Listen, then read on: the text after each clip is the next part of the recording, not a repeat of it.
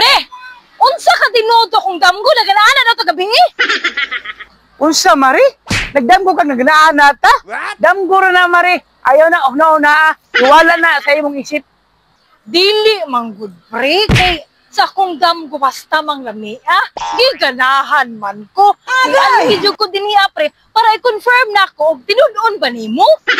Unsa may tinud-on, Mari? Naon sa mintaon ka? Damgo ra tong hitabo sa tuwa ba? Ikalimti to sa imong noona.